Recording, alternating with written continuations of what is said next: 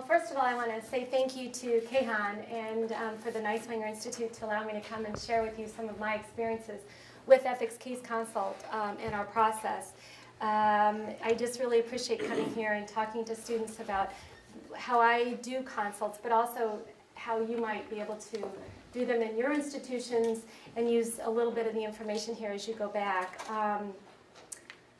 Like I told Kehan earlier and told you, is I do about 8 consults a month on average at UIC Medical Center, and we're about a 450-bed, kind of a tertiary care. We take care of patients from the west side of Chicago, so we get a lot of folks from our neighborhood. Our payer mix is mostly Medicare, Medicaid. We do get some self-insured patients or patients with private insurance, and we get a fair amount of no pay. So we really take care of our neighborhood patients. We're just a little bit down the block from Cook County Hospital, so we're in the West Side Medical District. So our patient population is highly African American with a large Hispanic Latino also patient base in our neighborhood. So that's the folks that we kind of help take care of. We have a large outpatient area, and I'll serve the outpatient area as well if they call me. And a lot of our social workers work both places, and I've been there for so long that people just know kind of inherently who to call when they have a problem. And these are things I want to say before I get started because I might forget, so I made some notes. I think one of the key things, and you might have had this in some of your online work about being an ethics consultant in these cases, is that you're an outsider. You come in with a different set of eyes. When you review the notes, when you look at the progress notes and talk to the family and talk to the attending, even though you might be a clinician by background, you kind of have to put that hat on the burner, if you are, and try not to medical manage the patient and ask questions like, well, why did they do this procedure and that procedure? Because that's not what they're calling you for. Those questions might be important if it has to do with the clinical ethics piece of it, but I'm very mindful of my role and not to ask questions that we get caught up in that in our ethics committee when we start doing cases. Let's say, well, what was the hemoglobin? And what was this? And what was that? And although that might be important in a clinical management position, for an ethics consultation, it's often not.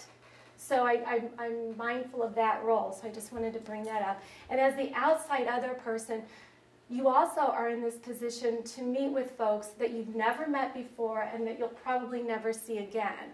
So I'm very humble when I go into the table as an ethics consultant with family members, and I'm always, always amazed at how much they'll talk to me as a complete stranger who's never seen them. And the intimate details that we speak to, especially in end of life, are always very humbling. And so I feel like I'm very much at this table as a guest and as someone to help. Most of my consults do cluster around end-of-life issues with relationship to, and I always bring up the reason we're at the committee or at the meeting, because I do the independent kind of consulting model. So I'll get a consult from anywhere, email, phone calls. The formal consults, most folks know how to put those in the computer because we're all computer-based at UIC Medical Center. So I check those every couple hours. And I can get it that way, but I'll take anything. But I often ask them to put in a formal order for me, so for the HIPAA boundaries, so I can access the chart, read the notes, and things like that. So I cluster around end of life, or often what I might think of as futility. There might be a discrepancy, and the family wants something. The team says we're done, we can no longer do anything further for this person, and then there's a little bit of a dialogue that needs to take place. A lot of them also cluster around who's the legal decision maker for the patient. And again, we have Illinois surrogate law in Illinois, so it makes it a little clearer for us. But we get a fair amount of folks that have nobody on that list. And then what do we do, and how do I help them with those situations? And what is becoming more and more a chronic problem for our inpatient institutions is folks from long-term care facilities who may at once, when they were admitted, had decisional capacity, but over time have lost that, and also have lost all their family and friends. So they come into the hospital in this rotation that is frequent, and the nursing home doesn't want to get guardianship. We don't want to pay the money for guardianship, and so it becomes a real issue. So those are the kind of issues that I come up with. And I guess last thing I want to speak to is what do you tell people when they say, what does an ethics consultant do? Does anybody have a really good answer for that? No?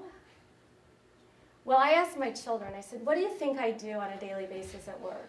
You know, what is it that you tell your friends that I do? And I have 5 kids, and my oldest is 21, my youngest is 14. So they kind of talk amongst themselves, I'm sure, about me and how mean I am about things. But for this question, I've got 2 answers that are really interesting. The first one is, mom talks to families about dying. So like, that's one thing they thought. And the other one was like, I don't know what she does, but she teaches. So it's like, well, that's the start. Well, what I learned years ago from my mentor and friend and colleague at Loyola, who's on the Lakeshore campus, he's a philosopher, David Ozar, who does a lot of work also in organizational ethics. He said this very clearly, and I will never forget it. He says, ethics consultants don't make decisions. We help people make decisions. And that has always stuck in my head. So when I go do a consult, usually what I'll do is I'll ask if they understand why I'm here and what we're going to talk about. And they'll mostly say no, but someone said we were going to sit down and talk. And that's how I introduce myself, is that I'm just here to help you make some decisions. And, you know, we don't have to make a decision today, tomorrow, but I'll kind of help walk you through those. So those are the things I wanted to say before I forgot. So Kayhan spoke to this a little bit about how do you start doing a consult. And everybody has their own style and their own different ways of doing things. But there is some kind of process. And this one's a 6-step process. And the first thing I do is I'll get a call, or I'll get the computerized consult order. And it'll give me a little something. It'll say, patient does not have decisional capacity. We can't find any family help. And so I get the story straight. I want to know a little more about that before I check the medical record. And I want to pay close attention to details. Sometimes what I get either by a verbal order or by the computer is really different than what I find out when I get up there. And I also sometimes get a lot of social information that is interesting but not always helpful. So I have to kind of separate that. So you're on a fact-finding mission once you get the order. And I have a little bit of gathering checklist, which also is the 4-box method. There's a handout in your packet that goes through the 4-box method. And I like that. I did my postdoc at U of C. We talked about that every week at case conference. And it seems to work well in my head. So that's what I do. I want to know, why is the patient here? What are we doing for this patient? The clinical indications. I want to know if the patient can make their own decisions, and if they can't, who's making the decisions for them. Oftentimes it's my job to help with social worker. I don't do all the phone calls to try to find family members. I first talk to our social workers. If the patient's been in our system before, and most of them have, at some point, we can gather information. And I gotta say, social workers have a lot of information. And if we just ask, they're helpful. But as you know, in the old days, social workers would make rounds on their unit every day on every patient. Now they don't unless they're called, because they are so busy. So a lot of times we think social workers on the case, or I work in a teaching hospital, the residents will think, oh yeah, social workers kind of reviewed this. But they haven't, because you haven't put the order in. So I'll ask, has social work been involved? Can we get them involved? Because they partner with me a lot on trying to find this kind of information. And if we don't have a decision maker, does the patient have a power of attorney who's given us some preferences? Or have we talked to the patient if they can make their own decisions? As you go down, you're looking more at quality of life issues. That really has to do a lot with the goals of treatment, in my mind. What are we treating? What is our goal? Is it to cure, or is it to care, to palliate, and in that transition of life to death? Or is it really something that we're going to aggressively cure? And sometimes, as you might have experienced in your practices too, that the goal of the medicine or the surgical team is different than the family or the patient. Because we are restrained by standards of care and what is appropriate medical treatment, as opposed to hopeful and wanting curative when it's not possible any longer from a medical standpoint. And then the final thing I do need to look at is the social context. Who's in their life? Where do they live? What kind of support system do they have? And things like that. That becomes more important in your discharge. But these are all the important things that I go through. Then I also look at the ethical problem. Is it an ethical distress? Is it a dilemma? Is it a authority problem? You know, who's making the decisions? Do we have any way to help in those situations? Or is it some kind of other problem that we need to identify? Then I start looking at, you know, kind of the approaches. Is it going to be looking at utility, the biggest bang for your buck? How do we, you know, get the best outcome? And my mind always works too, is at the beginning of the consult, I'm looking for the what are the possible outcomes, because that's going to drive our action, right? Is looking at outcomes. It's kind of like a medical model, but it's also from the ethics consult state point of view. Is you know, what is it that I'm here to do, and what kind of outcomes might I expect? It might be that I won't get any outcome except for that conversation, or to start that issue in their mind, thinking about. And that's okay too. I may not know in the end. I also really need to know the principles of ethics also, and the policies that are in my institution. I have to be familiar with those. There's about 3 or 4 that I think I have memorized, but it's important, and the legal issues. I can't speak to the law, so oftentimes I have to call our legal counsel. Then I can document that I spoke to so-and-so about such and such, and then I can go from there. What I have learned over time, looking at policy, is that nurses really kind of know where to get the policies. But if you work in a teaching hospital, or even if you don't work in a teaching hospital and you have attendings that are there, the chances of them knowing where to get the policy or what a policy might look like in that given situation is rare. And it used to kind of frustrate me. But then I learned over time that I am there to help. And if they don't know where the policy is, who am I trying to help in the end is what? The patient and the family. So I will do my best to facilitate that. I'll show them how to go on the computer to click it and this and that.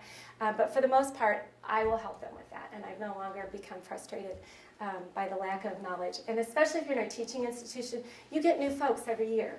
And really, from an education standpoint, I think our docs in training and our nurses in training and other folks in our institutions, this is a need to know, right, basis. There are things they need to know for their boards, and they're going to study for that. Policy in an institution where they're only going to be at for 3 years is not important, except when they need to know it. So that's when I let them know, and we go through this kind of thing. And some of them are brilliant, and they can actually tell me what the policy says after the first case. But I think that's important for us to understand too. As an ethics consultant, is I'm there to help ultimately the patient and the team. I try not to wear the risk management hat, because I'm really not there to support that part of it. But sometimes it's a risk-benefit analysis that I go through in my head, and you can't really stop that sometimes either. After we got our facts and we've talked and we thought about in our head the strategies for decision making and looked at the policies and all of that, next thing we have to start doing is looking at the alternatives. Okay. Now this is after we've talked to the team and everything, and when I'm sitting at my desk looking through the medical record, I consult at 3 other institutions that don't have computer-based. One doesn't, 2 do now. And I might be trying to look through the chart, but I'm looking at what are the alternatives, and or what are the possible solutions. So I challenge your imagination to look at what are the possible solutions to this problem. Some of them are going to be not able to do. You're just not going to be able to do that. But that's how, you know, the creative juices get going. And believe me, I'm not a real creative person when it comes to seeing things that isn't there. I could never be an artist of any way, but I can think about these alternatives. And then you kind of pare it down in your head about what are the suggested alternatives. And those are really what I go to a conference or a family meeting or talk to the attending physician about is, it seems to me that here are a few solutions to this issue, and we're going to try to get the best one if we can. Then I complete the action or the plan that we've kind of set on.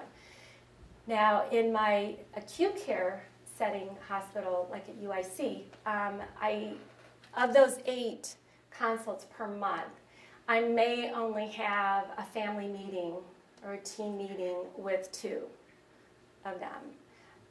Sometimes it's just looking at who's the surrogate decision maker, how do we do that, and then I'll put my note in.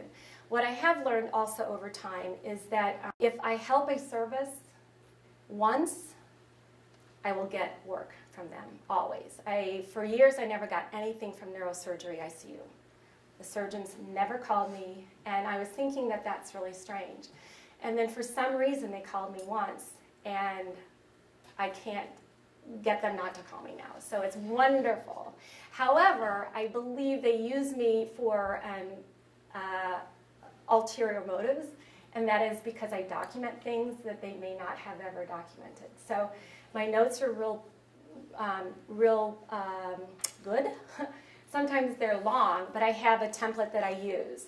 And then at the very end, I have learned over time to summarize in bullet points the whole consult process. So if they don't read anything else, they can scroll down and get to that summary. And it's maybe 4 or 5 points or less. But it tells them exactly what, and if I've talked to legal, et cetera, et cetera. So I thought about that over time too, going, man, you know, they just want a note that captures everything that they haven't put in yet. But it turns out that it helps everybody for that note to be in there and for the action to have been done. Talking about not wanting to micromanage them, do they ever try to micromanage what you do and shortcut your process? No.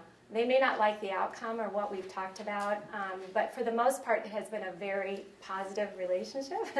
And again, it's looking at who's the decision maker or having a family meeting. I can get that going. I can arrange for that. And then they come in and do the, I always ask them to come in and do the beginning. Any questions, that kind of thing, prognosis, explain things, and then they can leave and then we're left for the discussion. But surgeons are typically very busy and they just want me to kind of take care of what I do. So again, they call me a lot, and it's always, and sometimes it's the outcome isn't what they wanted, but you know, we go from there. That's a good question. So you all have had the principles of bioethics in one of your discussions or training in the past. Shall I repeat or go through it real quick? But these are the main principles, and they come from Beecham and Childers. So autonomy, again, what I think about is who's the decision maker in this area? Is it the patient? Is it the surrogate? Is it a power of attorney? Do they have a guardian? Who is that decision maker? Not to you know, if they have a large family, and we're working under the surrogate law in Illinois, I always tell family members, I said, well, it looks like Mrs. Jones is going to be the legal consenter, and that's who we're going to go to for information, but we know families speak to each other, and they talk, and they deliberate, and they have ideas. And so we encourage that. But if we go to get a consent, we're going to go to Mrs. Jones if the patient can't make their own decision. And it's interesting because we get a lot of folks that are kind of, they're good at not showing us that they lack capacity until you really start talking to them. Then it becomes clear that they may not have the ability to make informed consent, and then we go down that road.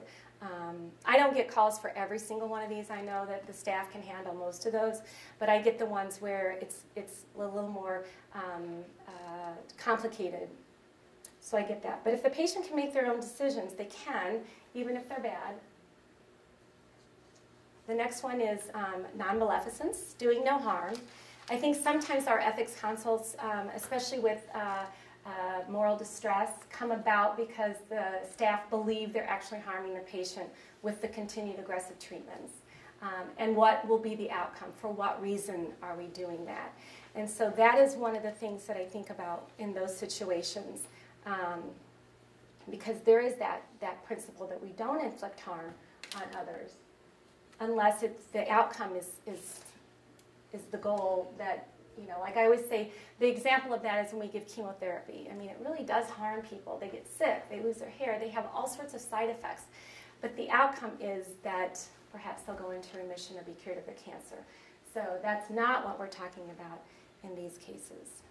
Beneficence then is doing beneficial things. Again, looking at ethics consultation when you get to multiple aggressive therapies. And the goal of therapy is no longer to cure, but the family keeps asking for more and more aggressive therapy. What I look at is that a benefit? What is the benefit for dialysis in a stage 4 cancer patient who's metastatic and who's dying? What is the benefit? And if we can say that it helps palliate them or gives them comfort, then it might be worth it. If it doesn't do anything but help the family, then it might not be worth it from a moral standpoint. So we look at what is the benefit, what is the goal, and how are we going to make the best of what we have. And looking at justice, fair, equitable approaches to treatment. And how I look at this too in many cases is what is the standard of care for this particular infection, surgical procedure, etc. And we must treat all of those kind of patients the same, right? And give them the right treatment for the right diagnosis and that kind of thing. And I can honestly say that most of our staff, myself included at UIC, we don't know what their payer source is often until discharge. It's just not something we look at. The social workers and discharge planners must, because they have to make those plans early. But I think for the most part, we're really good in our institutions of providing the best care for those that come into our doors. So that's the justice piece. And then we also talk about distributive justice or resources in case conference and in areas. And it's really hard to have that conversation right now because we don't have a legal way. We can talk about it theoretically, that $7 million it took for us to keep alive conjoined twins who had no chance for survival. If we could say with confidence that $7 million could be put over here to immunize children, but that's not how our system works. So it's really hard. It is maybe a justice issue to talk about, but in reality right now, at least in the state of Illinois, we don't have a way to redistribute that we spend. And fidelity. We have a devotion to, and I think as a clinical ethics consultant, when I go in and talk to patients and say, I'm going to be back and I'm going to help resolve this issue with you, that I do that I go back, that I bring the people in that I've asked to do. And veracity, honest. And Immanuel Kant gave veracity a central role, taking the position that veracity is an absolute to which no exception can be made. So we are to be their advocate as well. And I always like to think in my mind that we're all advocates for our patients. We just maybe look at a different part of their care. Now the 4-box method, we talked about that, and you've got a handout on that, and that helps me in my way of thinking when I organize my ethics consult. And if this slide and on your paper shows you which principle. If you're a principalist and you like to think about that in your head, you can look at what principles go with which box. And I cannot underscore the importance of contextual features. You've probably experienced this where you get a call to help. It's Friday at 4:30 and they want to discharge the patient and they don't have a consenter for a nursing home placement, for example, and the patient's been there for 12 days and has had emergent treatment, has had the appropriate treatment, but now it's Friday at 4:30 and we want to discharge. And that's a problem because we've known for 12 days that we didn't have a consenter, and now we're going to have to wait probably another 5 to 7 to get a guardian in place through the state of Illinois, unless we can find somebody who might be on that friend part. And so I always encourage folks to think about it. If they don't have a consenter when they've come in, chances are someone's going to show up. But if they don't, we need to get on that right away, and sooner than better, sooner than later. And so those are the contextual features that I think are important for us to help our clinicians understand, because it happens. So I think and what kind of support they have at home for transportation, those kind of things. So these are the questions that go underneath each of those boxes. Now, if you're a nurse, I'm a nurse practitioner by background, we learned something called the nursing process. And this is kind of like the same thing that all of us use in different ways in our clinical practice, but also in consultation. So if you look, this really kind of follows that you kind of assess, get all the facts, you think about what is the ethical issue or the diagnosis, what are the possible actions, alternatives that we can do, you implement one, and then you evaluate. So again, this is just a different way of thinking.